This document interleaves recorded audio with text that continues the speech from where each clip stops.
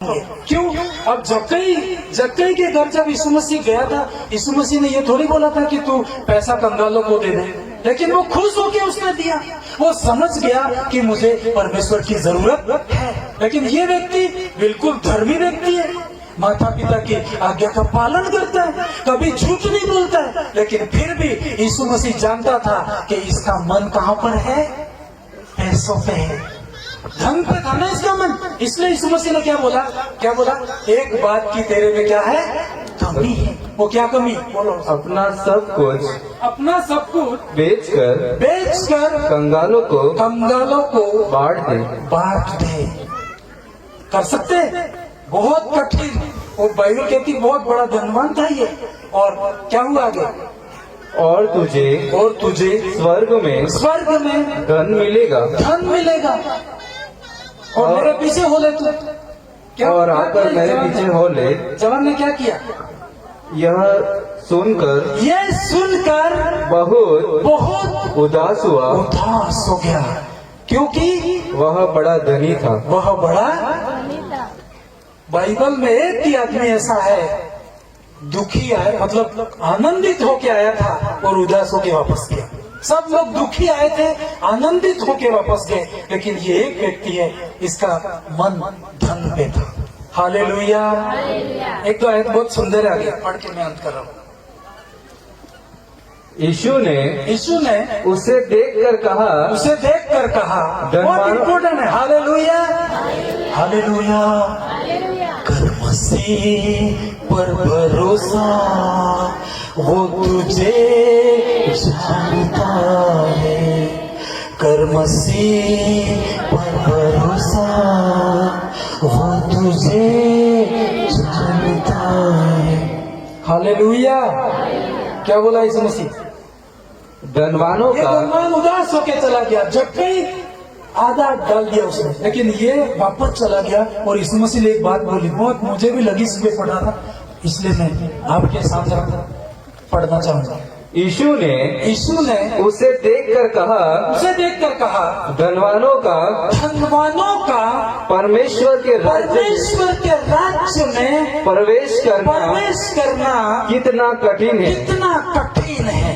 कठिन है क्या? बिल्कुल सरल है, लेकिन उन्होंने कठिन बनाया क्योंकि उनका मन धन के ऊपर था। आपका भरोसा किस पे?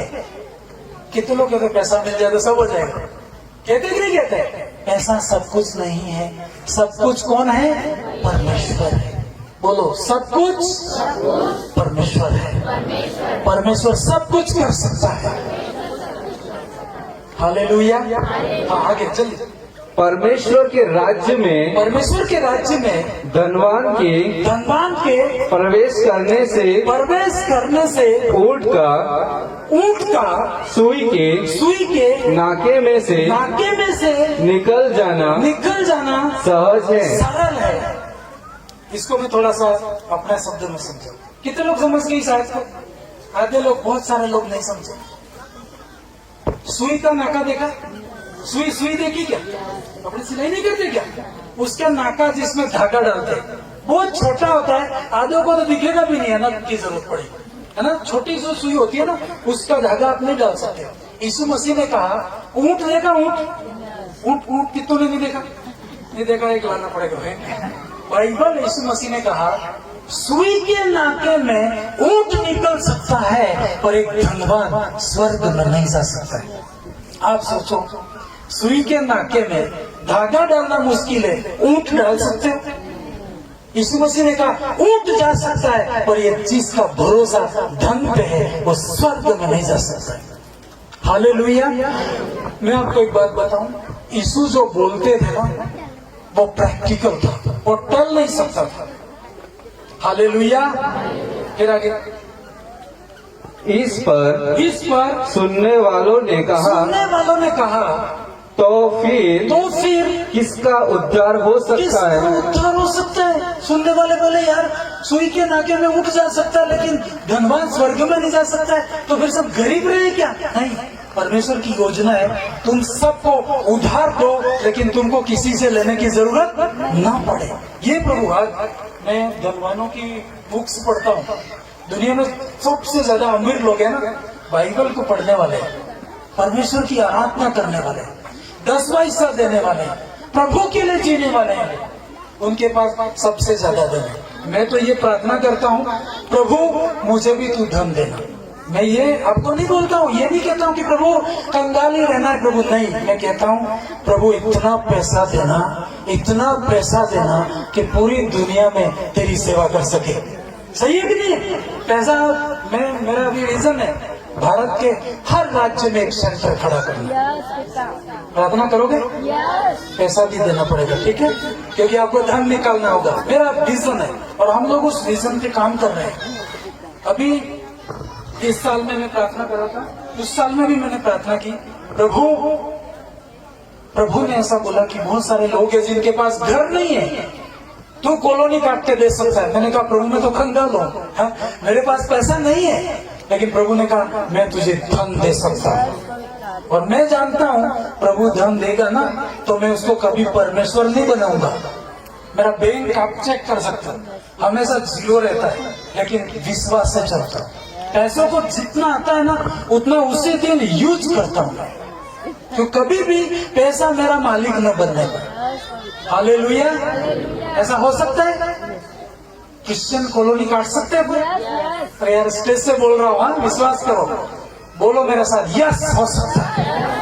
आपको सबको पहले देंगे, ठीक है, जिनका घर नहीं है। प्रभु आप प्रार्थना करो, प्रभु आपको पैसे देगा, प्रभु मुझे भी पैसे देगा।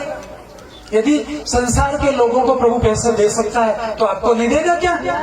आप तो परमेश्वर की संतान है। आप मांगो प्रभु मुझे पैसा दे, लेकिन पैसा कभी भी तेरे ऊपर नहीं जाने दूंगा मैं तेरी इज्जत करूंगा प्रभु। आपको बहुत पैसा देगा प्रभु। हालेलुया। ऐसे नहीं बोलना प्रभु खाली हाथ आए थे, खाली हाथ जाना है, ये मेरा सपना नहीं है ना। मैं कहता हूँ भले खाली हाथ आया लेकिन भर के जाओ। हाँ हालेलुया। ऐसे किसी ने कहा आप गरीब पैदा हुए हैं, आपकी गलती नहीं है, लेकिन गरीब मर गए तो आपकी गलती होगी। हालेलुया। आपको कहना है गरीब पैदा हुआ लेकिन मरो उस दिन राजा के सम्मान। हो सकते नहीं हो सकते? हो सकता है। आप प्रार्थना करोगे, झूठ नहीं बोलोगे, चोरी नहीं करोगे, प्रभु आपके बैंक में पैसा देगा, पर झूठों को नहीं देगा, ईमानदारों को परमेश्वर देगा। हालेलुया। वो सुई के ना के आगे क्या लाइन थी पढ़ के में? उसने कहा जो मनुष्य से नहीं हो सकता, जो मनुष्य से नहीं हो सकता वह परमेश्वर से हो सकता है। परमेश्वर से हो सकता है। फिर आगे पतरस ने कहा, पतरस उतावला आदमी था हमेशा। हालेलुया। पतरस उतावला व्यक्ति था। कोई भी प्रभु बोलता ना तो झट से बोलता।